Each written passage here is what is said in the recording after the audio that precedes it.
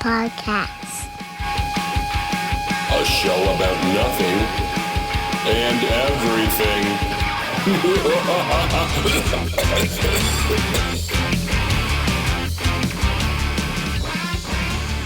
Here we go. Official in-person BLP, episode 22. Wow, I didn't. Oh, hey! What's that called, Tyson? The what? What's that thing called? Clacker. It's just a clacker? I was going to say that, but it felt very crude. Like it didn't feel like the right terminology. You did good, son. You did good. I did. Yeah. So, how much of what we were just talking about can you talk about on the podcast? None of it? None. All right, moving right along. If you notice this mic drooping, you'll have to tell me because I had no idea and it was pointed right down at my crotch again. Well, I can't see All through right. the pop filter didn't move. I'm done, boys. You're just going to have to go home. All right, we quit. I've had it. So make sure you like us on Facebook, Instagram. follow us, subscribe, all that stuff. I don't even have to fade out the intro. It just will end, and that'll be it.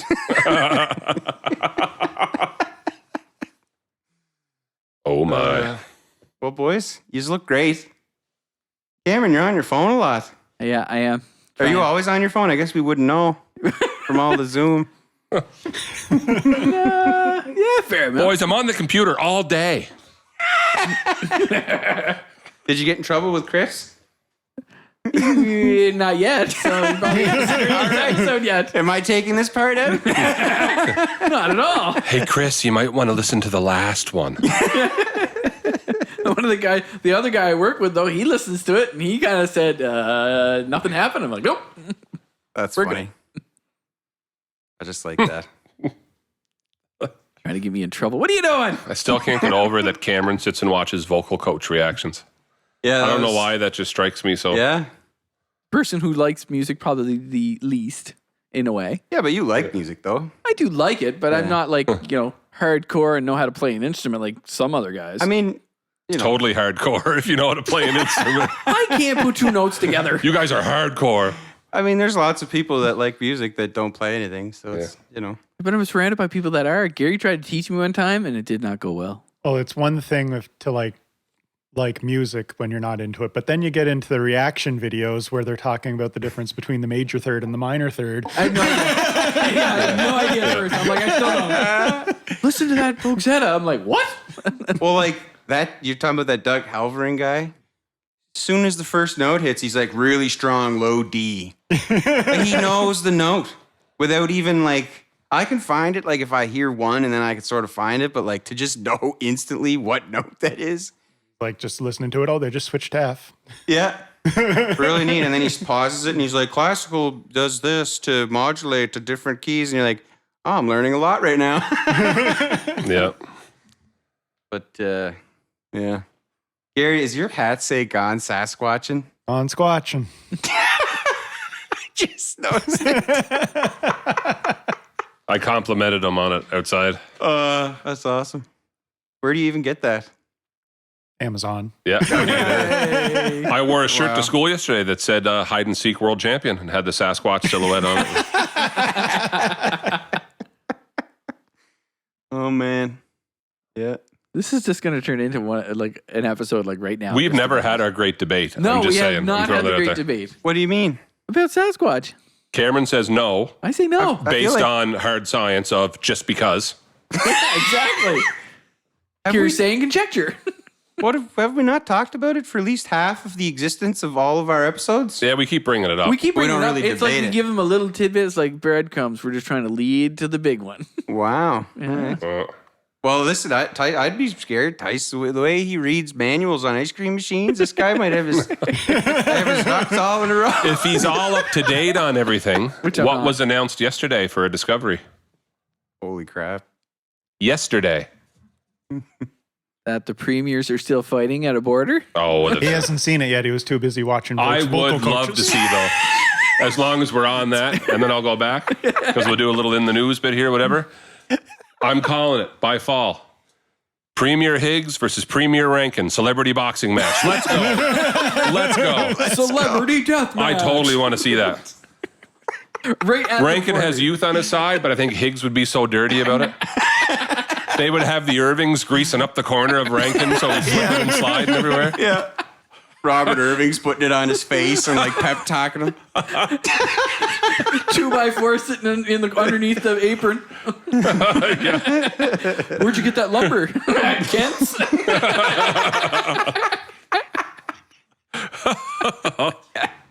You go down the list. It doesn't matter who wins. The newspaper's going to write that Higgs wins.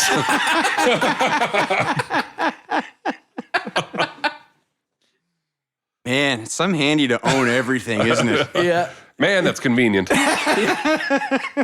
Rankin gets into his corner and like falls to the bottom. What happened there? Oh, it must have been shoddy wood. I don't know. Must have came from Nova Scotia. Imagine. So funny thing, I only like learned last year.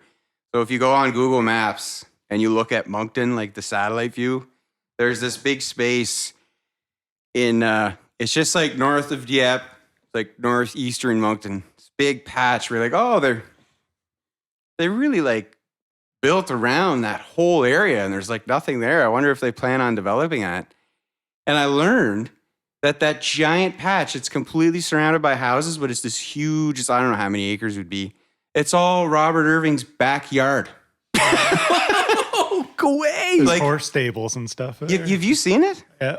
Yeah, literally, if you don't know what I'm talking, if you look at it and you just see you don't even have to zoom in. There's just a giant circle, and it's like a quarter of the God. size of Eastern Moncton. It's his yard.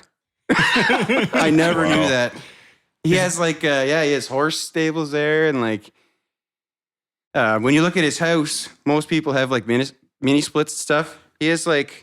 You can see on the roof, he has like commercial rooftop units. Rooftop units. all on his house. Like it's quite Wow. yeah.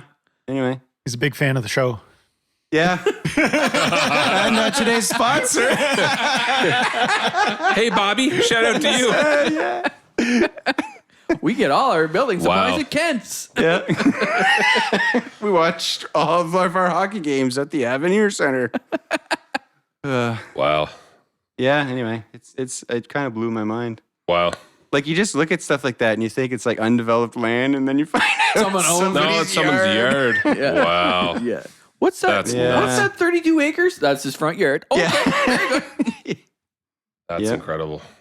And you can almost see the conversations that took place because the developments form a super clear line where right up where they went to everywhere they can develop all the way around it and it just stops. Wow. Anyway. Yeah. So I don't know. I guess he wouldn't probably won't want to sponsor us now that we've Then we called him out for his Shoot. huge giant yard. Yeah. Like, Bobby, just to be clear, we think it's cool. I think it's great. Good for you. Who doesn't want a stable and commercial air conditioning units? His house is as cold as a meat locker. Hey, boys, you guys are coffee drinkers? For sure. That was me sipping some coffee. Well played, Jeremy. Well played. Well, Red World Reality Education is back. They are fully stocked up with their new coffee at Simply for Life in Miramichi. And if you live outside of Miramichi and you want to get a hold of a bag, just message the podcast or message Red on their Facebook. Check out World Reality Education if you want to get a bag. We will get a bag to you. $15 a bag. They have medium roast and dark roast now, and it comes in whole bean or ground. Some of us like to grind our own beans for that freshness, okay? And some people don't have grinders, and they just want it made simple, grinded already, ready to go. But they now have both fair trade, organic, the works, you name it. Grown in New Brunswick, where it belongs. It was not grown in New Brunswick, but Coffee doesn't grow in New Brunswick. That's a joke. he's just kidding, guys. Coffee doesn't grow in New Brunswick. But fair trade, ethically sourced, all that stuff, awesome. And it supports a good cause and supports the education of orphans overseas in Uganda. So $15 a bag. If you want to get a bag, just let us know, and we'll direct you on how you can do that. Thanks, everyone.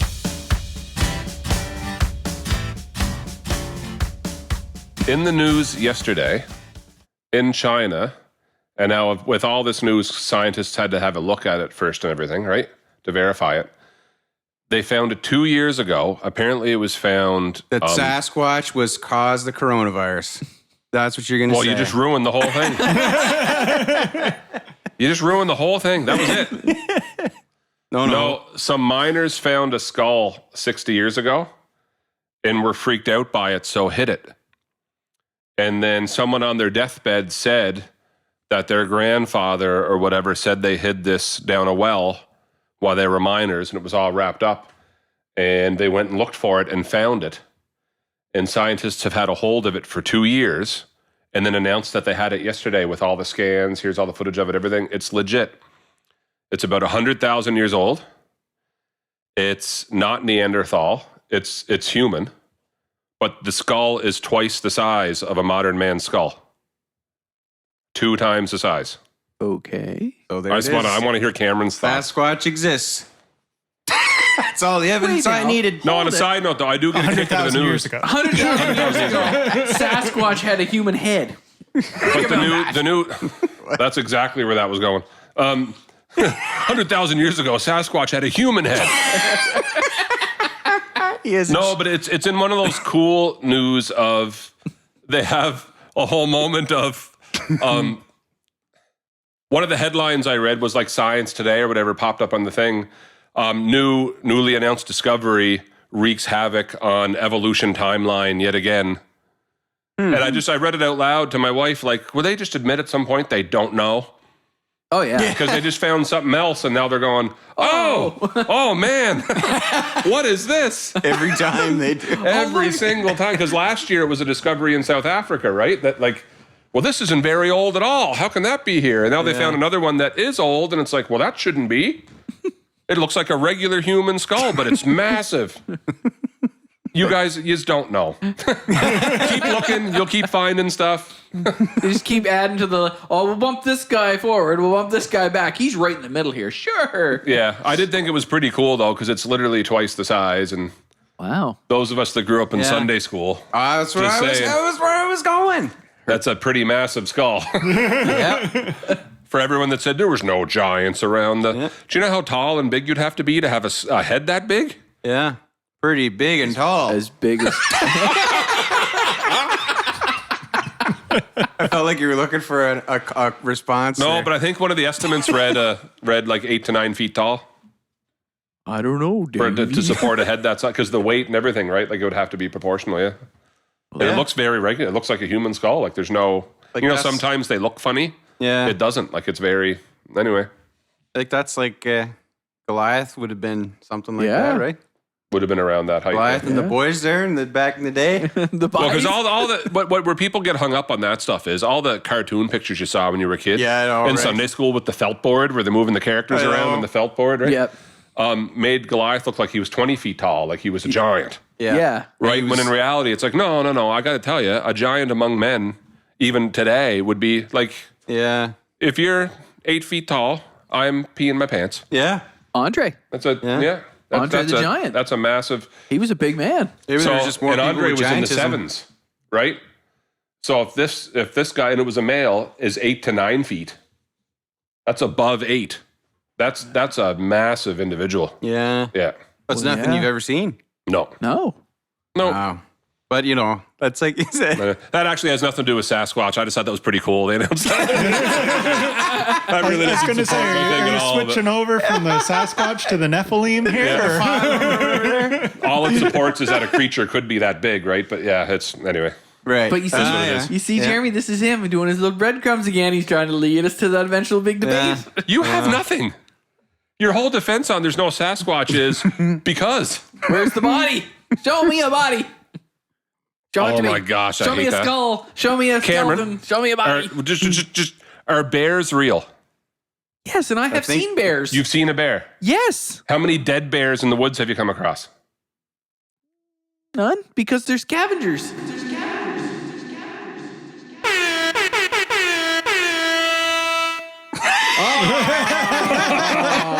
Oh, I see what Thank you. Yeah, Thank you. I'll be here again tomorrow. I'm out. Oh, man. I'm leaving. See you later. Round 1. Wow, fatality. Well, we get 5 rounds, boys. First one goes to Tyson. Sorry, buddy. I can take on Floyd Mayweather right now. No one saw the head fake, too. We saw the head stuck out. We were like, oh, yeah. When you edit that, if you could make that pause more dramatic, that'd be great. I'll put, oh, man, I'm going to put an echo so it like echoes into a giant cavern. And then, yeah. He realized what he had just said. Of course not. They're scavengers.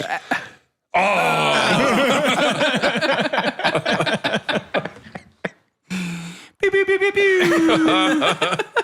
Gary, how come you don't do the soundboard anymore? What happened?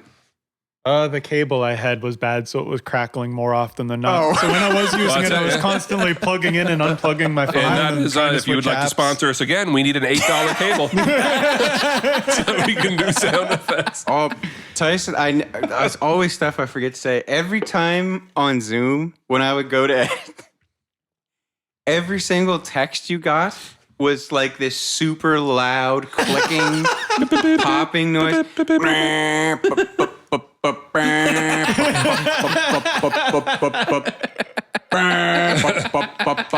And like, You should have told me.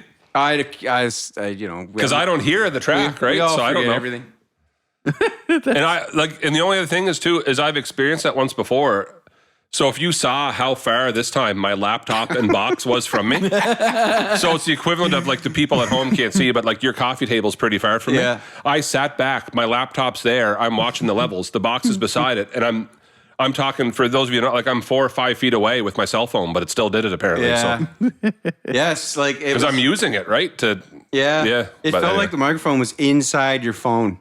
I remember back in the day. Back in the day, we were when we used to do. Remember when we were allowed to do plays and stuff? Yeah. But we'd have 18 to 25 headset mics, countrymen, right? All countrymen yeah. on the stage, and you could tell if someone had a phone with Rogers.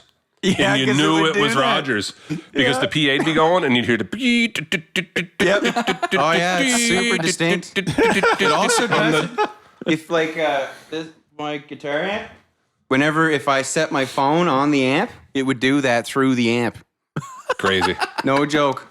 crazy. Anyway, I forgot to tell you that. It miraculously, it was like, it would never cut you off. It would always be when you weren't talking, which was nice. But because sometimes I'd be like, what am I going to do if Well, he's in because the then you middle could cut it out. Yeah, You're right. Like, what am I going to do if he's in the middle of That's a something? lot of extra work for you, though. To Oh, no, it's really not. It, like, you cut.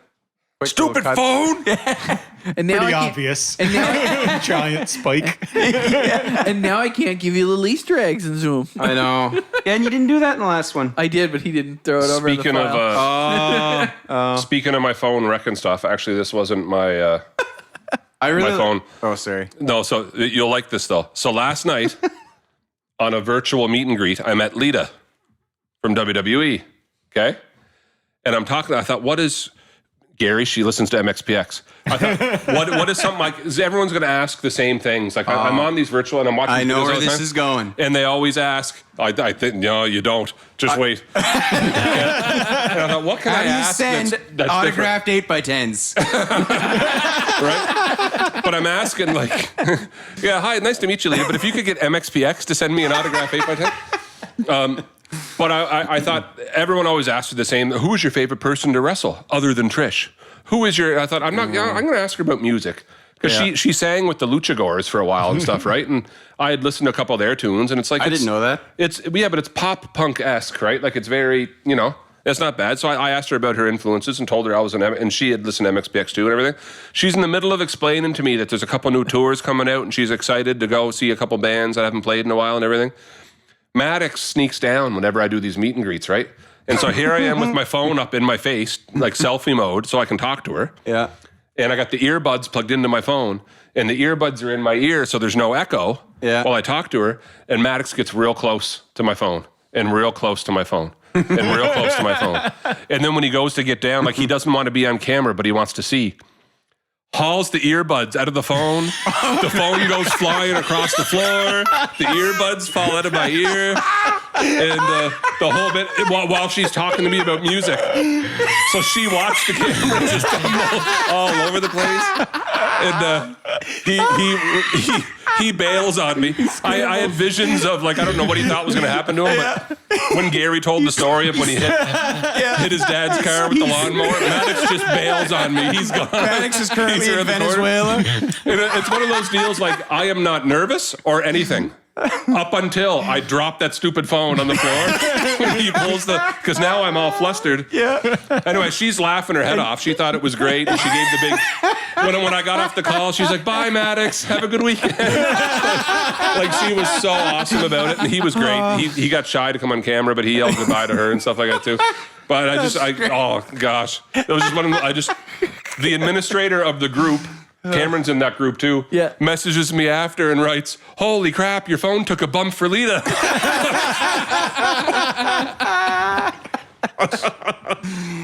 What are the chances? That's amazing.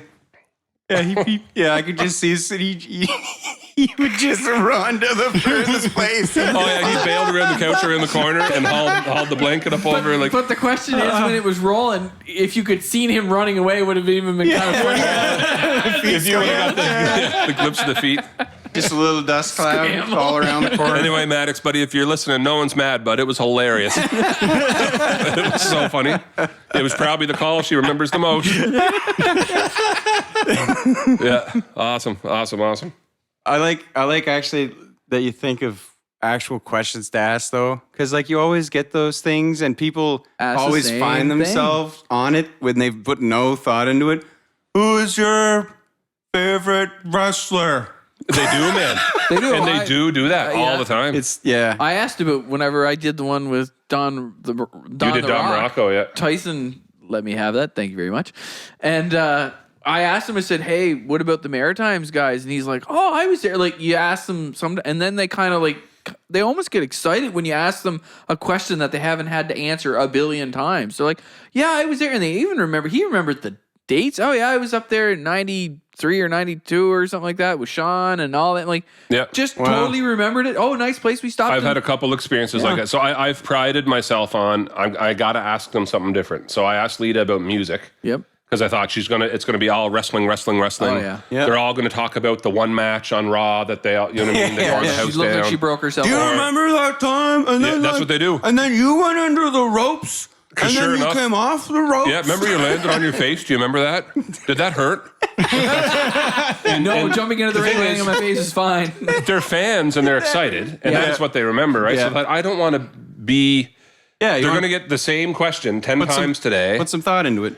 So like with I met Sergeant Slaughter, and he asked where I was, and I said I'm in New Brunswick, and he brought up, "Oh, that's Grand Prix country." Yeah. Yeah. And he said, "So where?" I said, "Miramichi." He said, "What would I know there? Where would I don't think I've ever been to Miramichi." I said, "Well, you probably would have been to Moncton." And he remembered. We had a whole conversation. Moncton, that's the one. That's the city with the great big mall, right? Something place. He remembered. That's Yeah. crazy. He said we were at the. Mick Foley was the same thing. I asked him how. Well, when we met him, yeah. I asked him about instead of bringing up a wrestling thing, I asked him about when we met him years before. He knew how far we traveled, and it turned into a whole, every summer my dad used to drive us up. We used to go to Peggy's Cove, and Yeah. he spent all his time.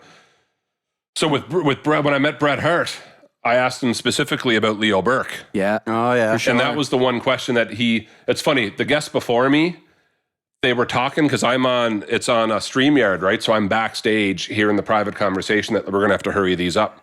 Then I'm the next one, and I'm thinking, okay, now it's my turn, and we got to hurry these up. We have to hurry up. Right, yeah. which happened to me with DDP before, too. Yeah. And I brought up, so listen, I won't keep you because I hear you've got to hurry up, and there's a big lineup, but I'm wondering if you have any good memories of Leo Bourque. And he kind of sat back in his seat for a second. He said, "Now that's a name. I haven't." Whole long story. One that I can't repeat on here. Yeah, no. Right? But I think he appreciated being asking something different.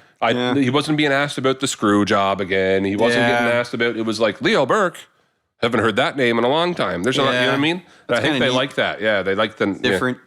Yeah, something different, yeah. It's just a human thing. It's like when you talk to people and they're more willing to talk to you if it seems like you put thought into what you've said. Yeah, it's like, Yeah. like- It's Had it planned out and thought like a thoughtful. Because Yeah. sure enough, the guys are all nice guys, but like there was 4 people that went before me with Lita last night, Yeah. and 3 out of the 4 asked very similar. Yeah. Yeah. Like, Oh, what's yeah. your best memory of WrestleMania 22?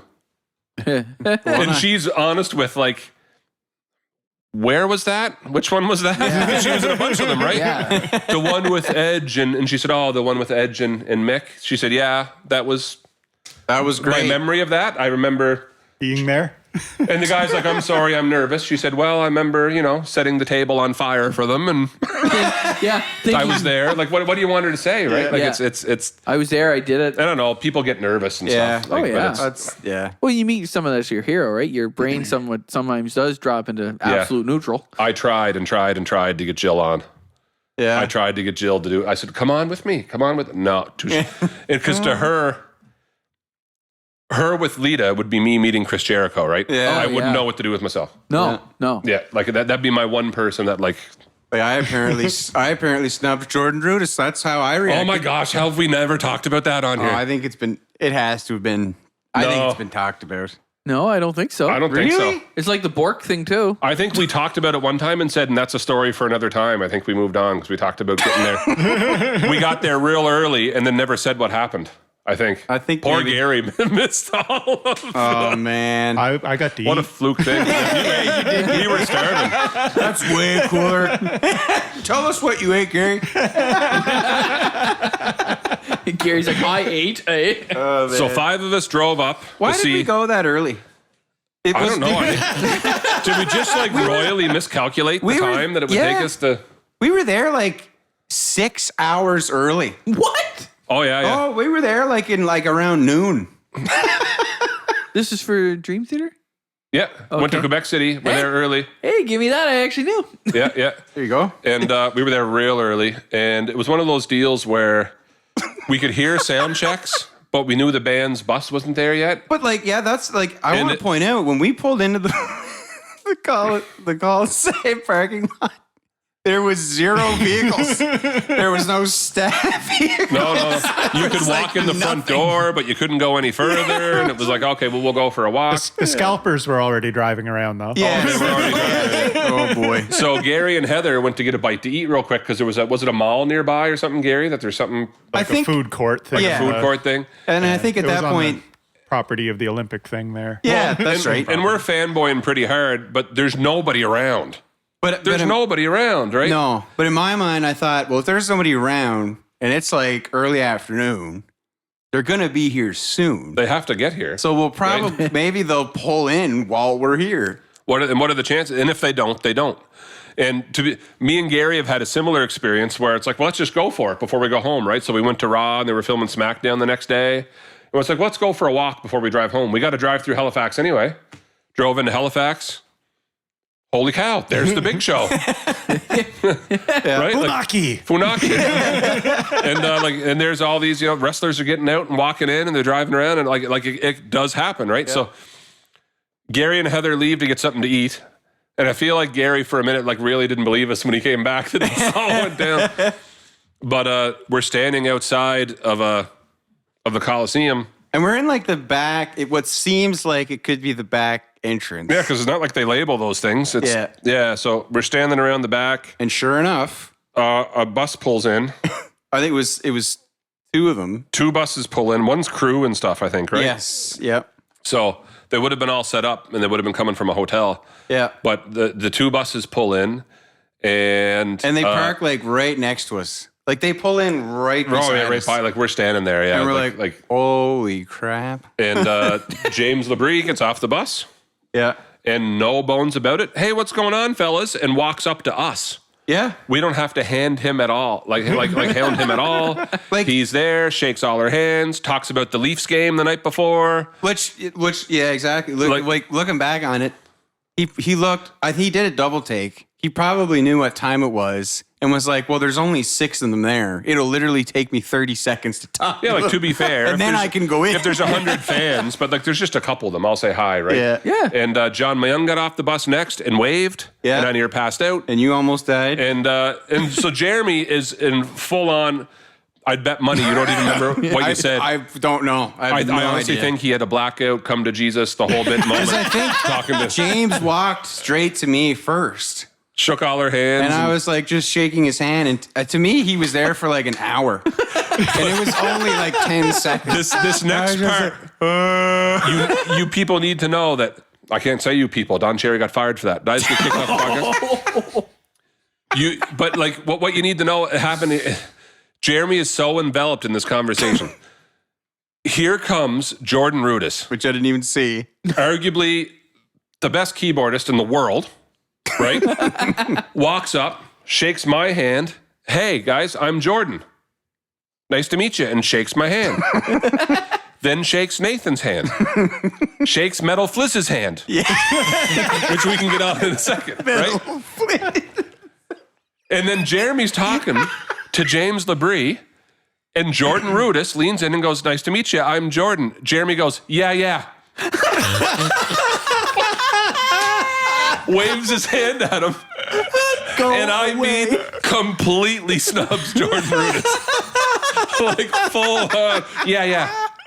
Waves his hand at him. And afterwards, we're walking away. Gary and Heather show up. I swear, 30 seconds after they walk into the building. Like, if you're 1 minute earlier, you meet James Labrie. That is how quick that goes in. You snub Jordan Rudess if you're 1 minute earlier. And the whole bit. And we're walking away, and like Jeremy's on cloud nine because he worships the ground. Dream Theater walks on it. He's on cloud. That is so cool. We just met James Labrie.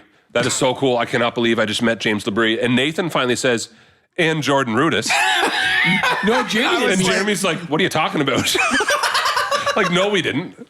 I was like, yeah, buddy. Like, I just shook Jordan Rudess's hand. Like, I don't know. Like, Jeremy's like, he wasn't here? But Jeremy's like, still, like, we go into the concert 5 hours later. He's like, boys, no, like, screw off. No, we didn't. No, we didn't. I was that way for lying. like 10 years. You're lying. I had to get all the way to the point of I had children and could say, Jeremy, I swear on my kids. We met. Jordan Rudess shook my hand and introduced himself. You're like, oh. Yeah. No, I didn't. But I'll never forget. Like, yeah. Because he was kind of off to your right a little bit, like over your shoulder, and you're like, yeah. Go away.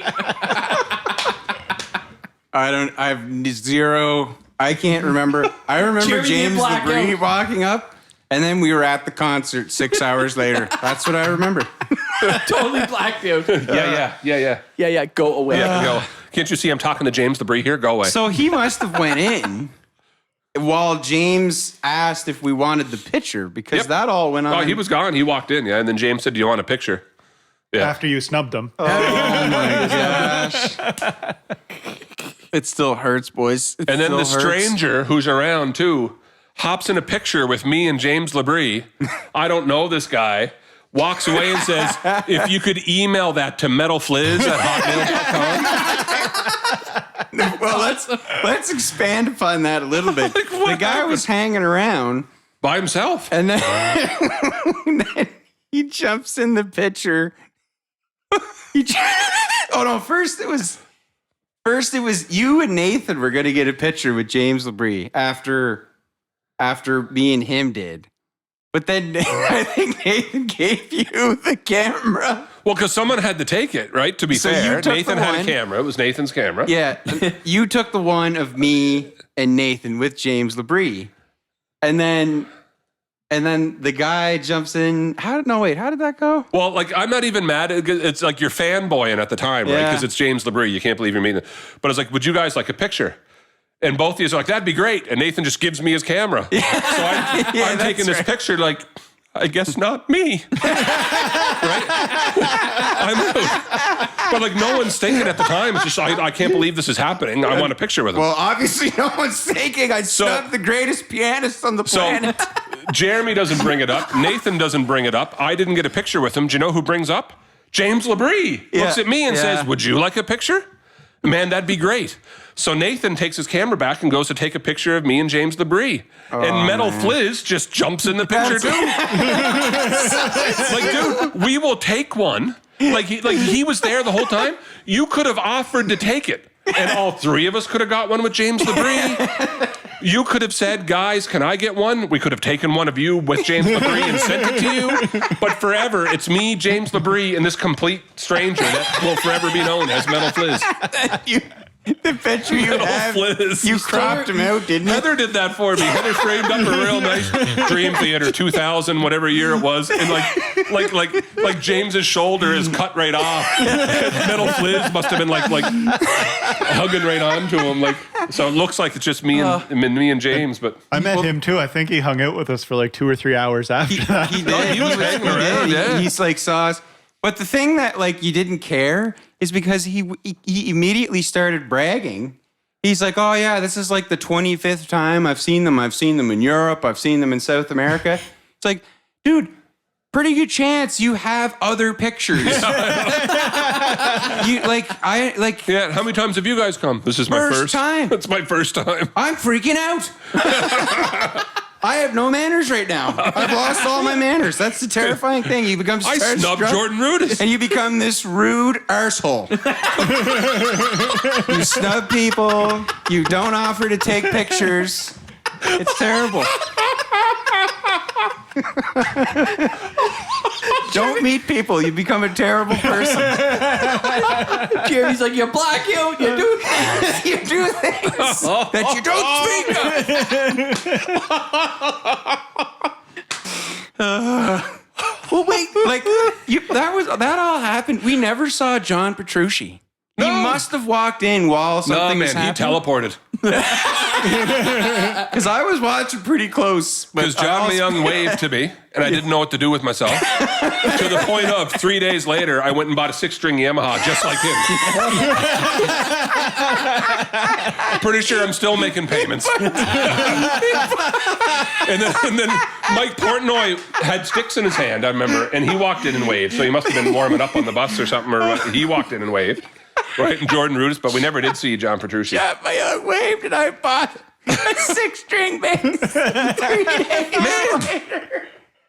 Yamaha never should have, like, they should have re-signed him, because he's like the Benny Hinn of bass players. He waved something over me, did he pray and 3 over days you? later I owned one. Just Healed! You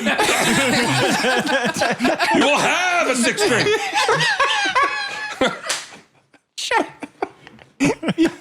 music band sales have gone through the roof since John Young becomes endorsee. He waves at the audience. Everybody leaves. He Buys a bongo. string bass.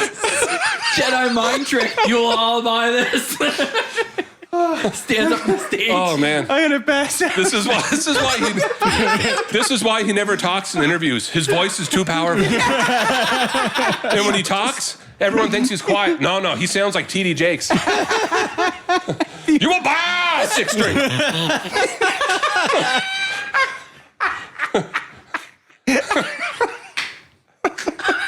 None of his videos ever finished because people dropped everything to go buy a 6-string bass.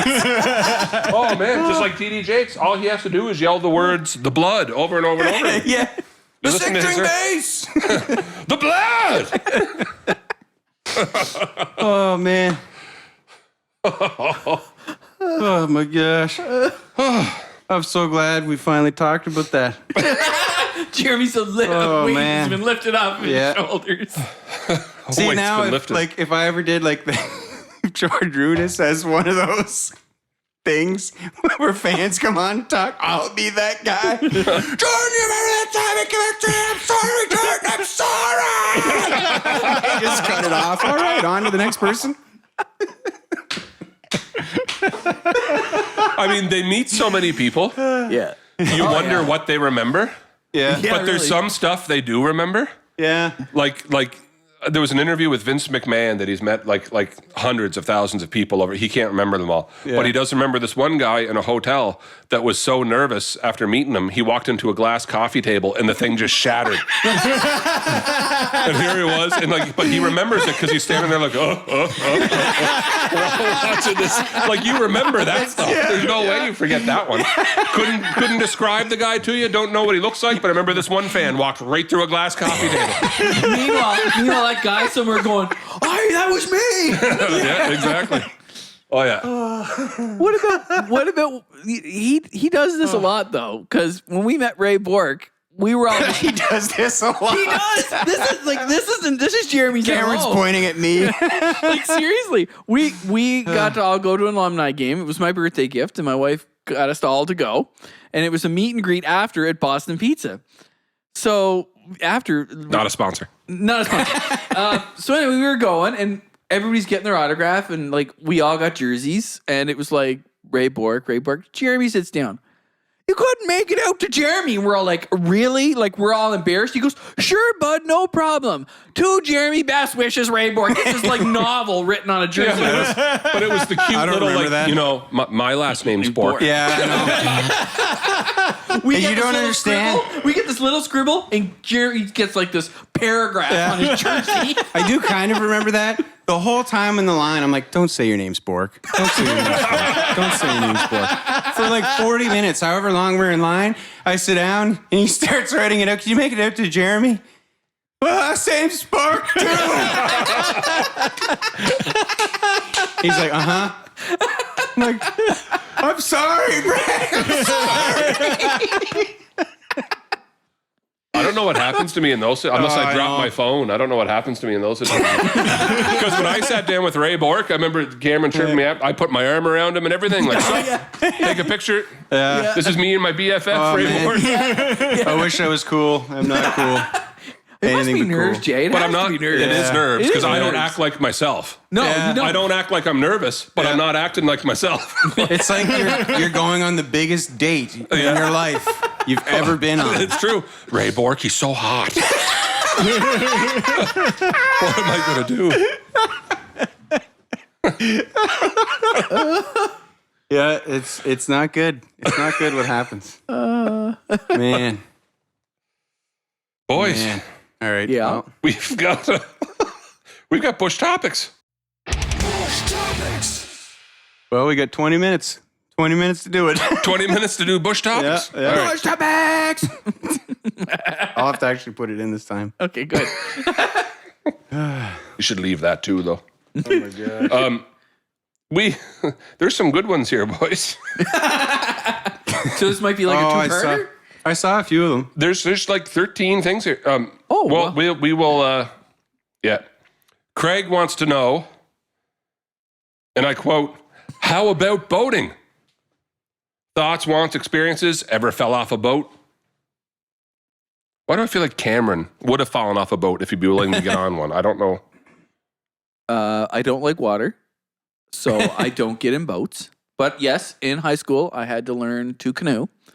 And it was a Coleman canoe, which are the world's tippiest canoes. Coleman. The world's. I are. think that's right on the boat. They World's write that tippiest right on there. canoe. I'll get you, Guy- Coleman. Anyway, World's tippiest canoes. Coleman. canoe. Sponsored by Coleman. So Not a anyway, sponsor. I'm sitting here and I have a guy in the back and I'm crazy scared of water. So I'm super nervous. So I'm in the front and there's a guy, I don't even remember his name now. It's scary because I went to high school with him. I don't even remember him. Sean, that was his name, Sean.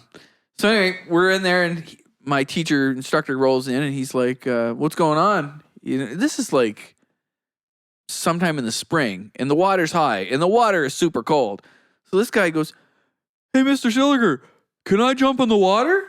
And I mean, the water's got to be like, we're clipping like 40, 50, like it's cold water. I think I see this coming. Anyway, Mr. Schilliger goes, well, can you get out of the canoe without flipping it? He goes, well, I don't know. So he hops up in the back seat, does 2 jumps and bails on me. Just jumps. And I'm in the front of the canoe going, where did he go? And he started swimming. Of course, when he hits the water, he realizes how cold it is. But what I don't realize is that Mr. Schilliger has pushed my canoe away from said individual. I'm like, what is going on? And all of a sudden, I look, Mr. Schilliger goes, yeah, you need to get back to the shore. I'm like, why? He goes, because he ain't getting back in the boat. And when he hit the water, all I hear is, ah! He goes, start swimming.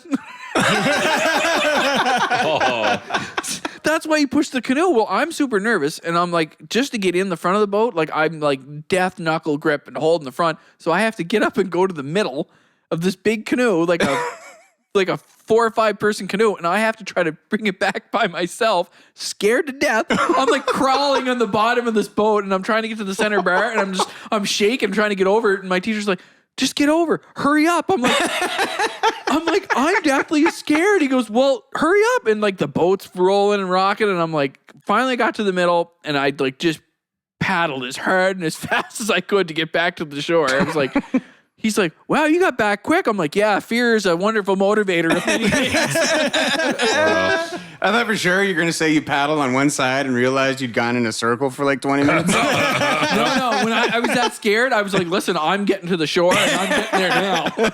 That's funny because we used to do, when I was in high school, actually I do this with Brad, Gary, all the time.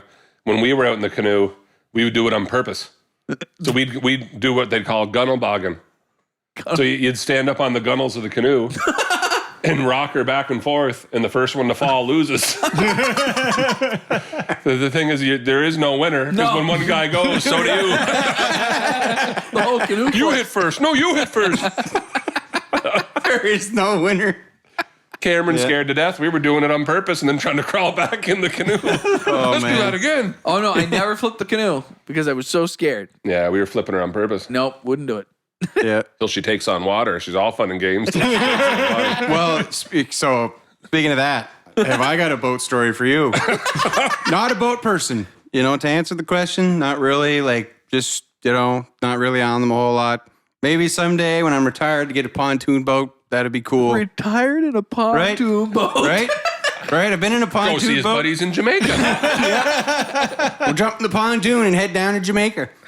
But not a big boat. So anyways, a couple years ago, my wife's cousin, so her family on her father's side is all from Grand Manan, which is a island of lobster fishing. Anyway, so he calls me to go. So he says, we kind of joked about going lobster fishing. So one time he actually calls me. He's like, well, I need a guy. He's like, do you want to do it?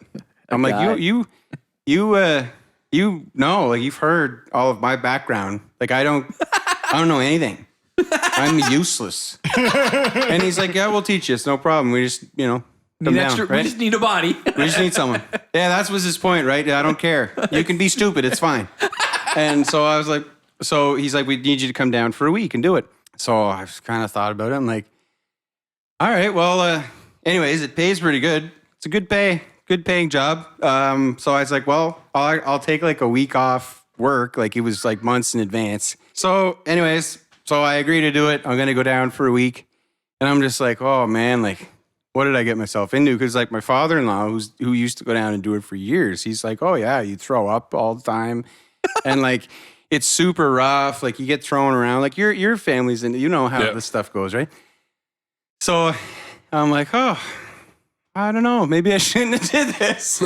So I get down there, and the traps are pretty much all loaded because they have other crew that come back every year. So the lobster boats is completely loaded with traps, and like it's like I can't even describe. It's just a mountain. Like it looks like. It looks like there shouldn't be that many on there. When you see it, oh yeah, when it goes right? out. Oh yeah. When it's setting day. Yeah, I know what you mean. Right? Like the opening of the season. So when you get on this boat, it's like there's no room. Like you have to sort of like you climb over the mountain to get to the to get in to sit down and whatever and like couldn't pay me enough. Well, I mean, I've had zero exercise in the 10 years leading up to this moment, right? So like I climb over this thing once to get to the back where we're getting ready to go out, and I've got all this gear on and like I don't know, like just to fish out of water, no joke, I guess. And I climb over this mountain. I almost pass out. I'm like, and they're just all like getting ready to go, checking this and that and whatever, and we're waiting because it's like a very it's almost like a race. It's not a race, but like everyone has to leave at the same time in order for it to be fair. It's a race, so that you can get to the place you want to put your traps, and once you have that place, it's your place. Yeah. But they have to do it in a fair way, so everyone gets a fair shot at the area that they. Anyway. So, anyways, the boats take off and off we go, and I'm like, oh my gosh, I'm still like panting from just getting on the boat. And we're supposed to spend the next 14 hours throwing traps in the water. 14 hours? It's long days, man. It's super long days. And these traps are they're like 100 pounds. They're huge. Like they're 100 pounds a piece. Oh yeah, because they got to be weighted to. Yeah. And then everyone's like just kind of, whatever. And I'm sitting there I'm like, I wonder how disappointed they're going to be with me. I wonder if I'll ever be allowed to come back again.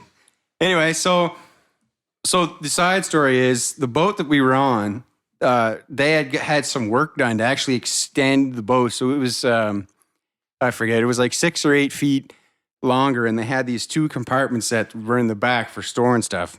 Uh-oh. Anyway, so we put out, I think it was 1 or 2 trawls. They call them trawls, like these long strings of traps that, and there's a buoy at each end. And So they know where it is. they know where it is when they go back. Yeah. So I'm kind of like, okay, I get the process. It's like, okay, it's not bad. It's actually the climbing over the mountain, which you don't have to do all the time. That's the part that really sucked. But like, okay, all right, getting into this. So anyways, we get to like the 3rd trawl or whatever.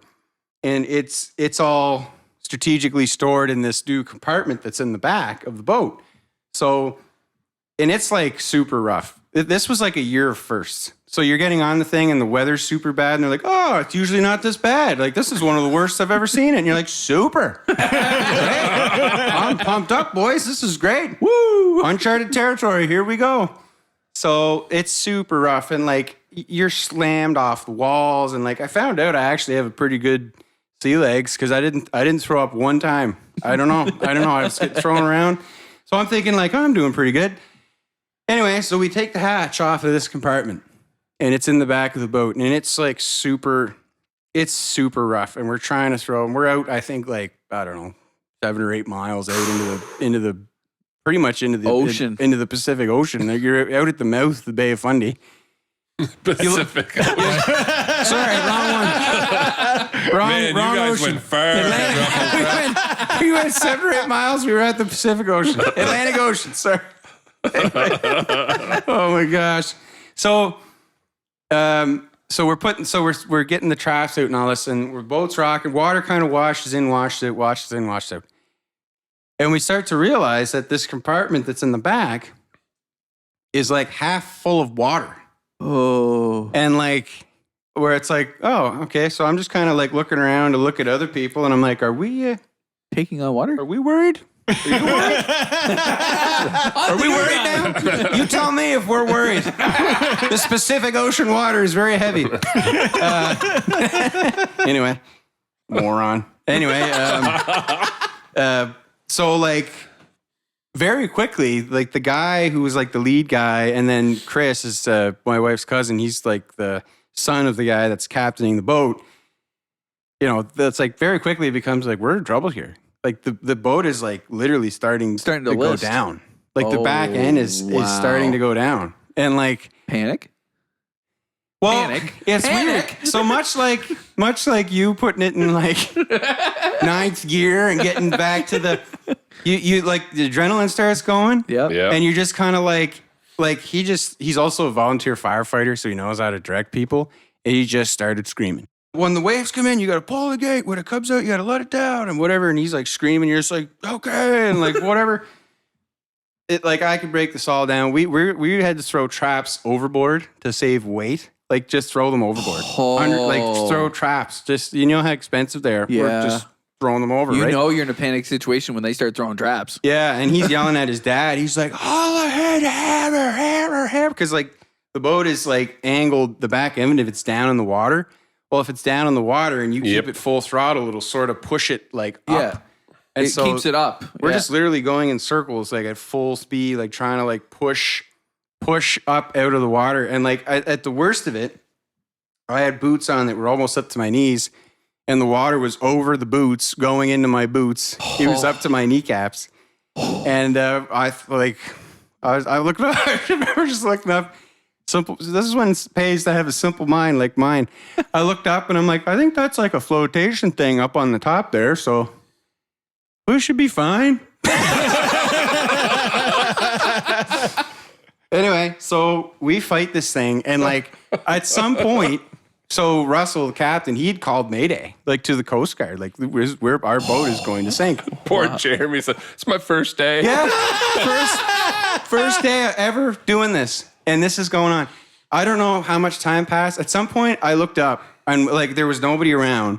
And at some point, I looked up. There was like maybe like 8 7 or 8 boats had all responded to the call. Converged on you. So. Yeah. And came over, which on setting day is a big deal. You literally leave your spot. Oh, which they you've bailed on their planned. spots to, you don't, Then you left that up for grabs to come help somebody else. That's a big deal to leave that because Well, yeah. That's their livelihood, yeah. Yeah, right. That's your that's a huge deal.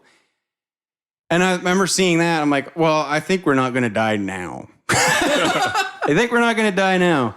So anyways, we finally get the thing under control. There was a bilge pump that get going, and we finally got it enough weight thrown off, and we get the boat stabilized, and but now we like basically have to head back into shore, and like I don't even know what's gonna happen. So like the other boats had kind of peeled off, and like everything's kind of under control. We're gonna go back to shore, and I don't know what's gonna go on. So we're just like sitting in the back, and everyone's just kind of like in shock as to what just happened. Because there's other details where there was a guy who had to crawl under this mountain of traps to plug these scupper holes, and like if those traps had collapsed on him, killed him. they would have died. Yeah. Like he would have killed him, and he was like underneath there.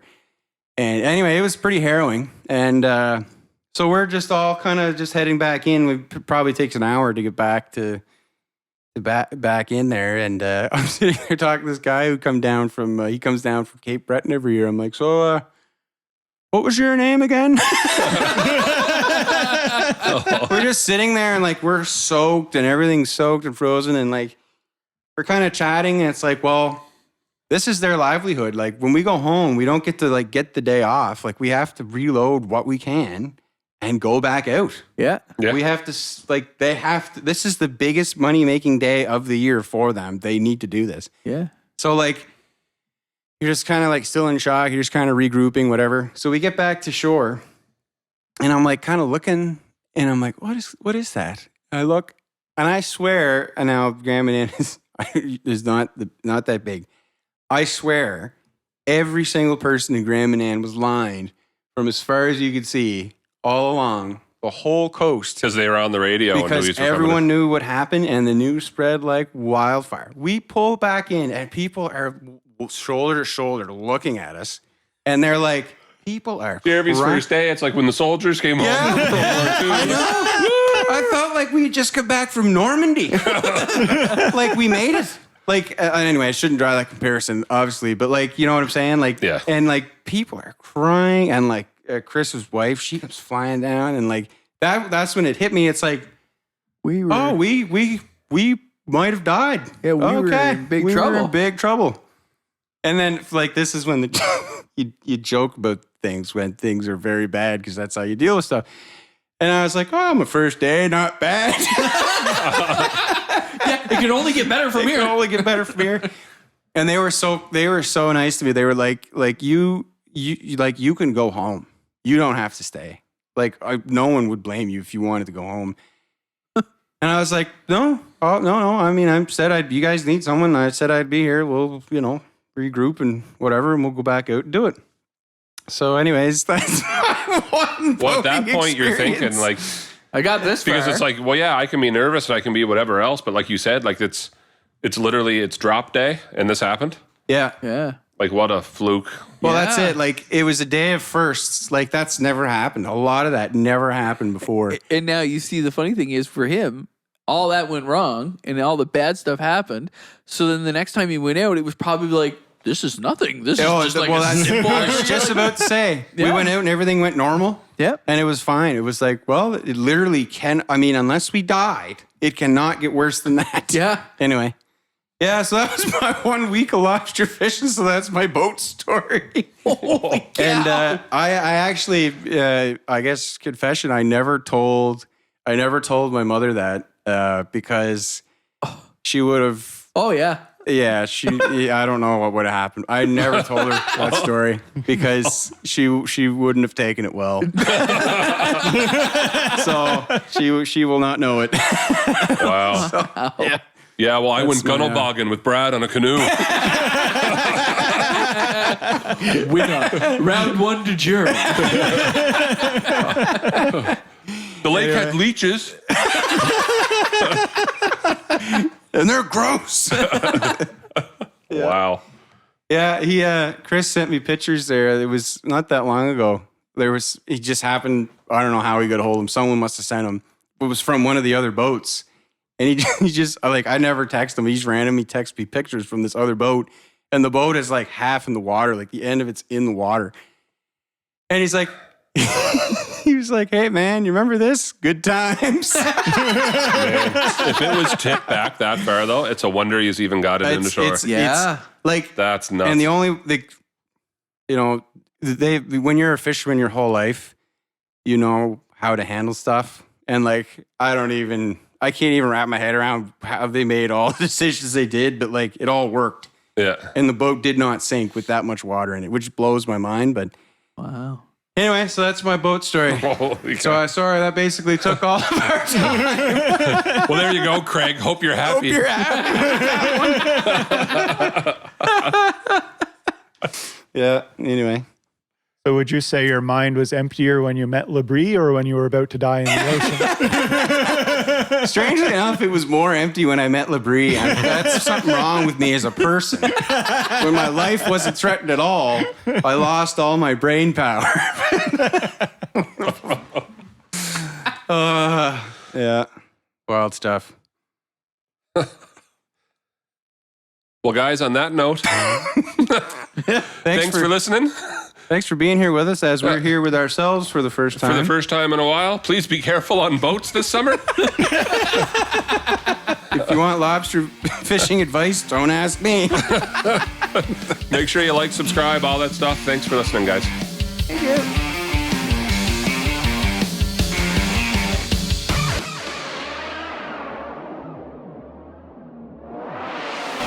Music band sales have gone through the roof since Sean Myung become endorsee. He waves at the audience. Everybody leaves. Buys a bongo. String bass. Jedi mind trick. You'll all buy this. This is why he never talks in interviews. His voice is too powerful. You just wasted some of your life listening to the Bush League podcast. You must stop what you're doing right now. Like and subscribe and leave a 5-star rating. Make sure you follow us on Instagram, Twitter, and like us on Facebook.